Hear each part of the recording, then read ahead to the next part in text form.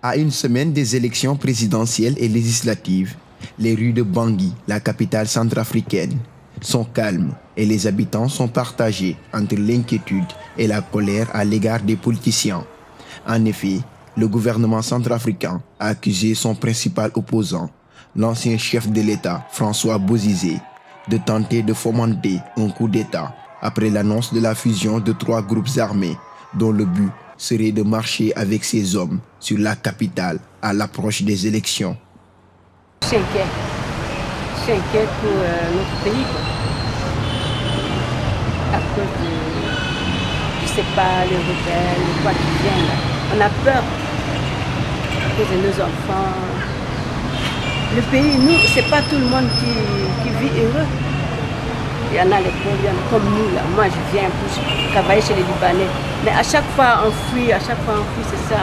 On a assez vraiment de ces genres de comportements qui, à chaque fois, à l'orée d'une élection, ça amène le peuple, nos hommes politiques nous poussent à nous diviser entre nous, alors que par contre, eux, ils s'entendent bien entre eux, mais ils nous poussent à nous diviser, à nous s'entretuer.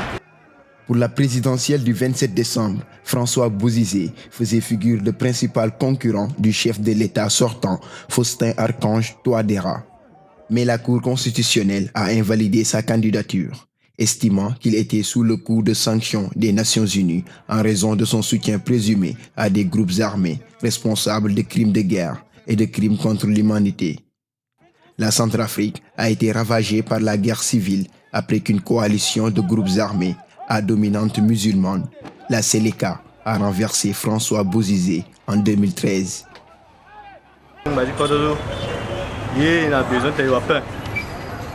Nous voulons la paix dans ce pays. Parler encore de la Seleka en Centrafrique réveille de mauvais souvenirs.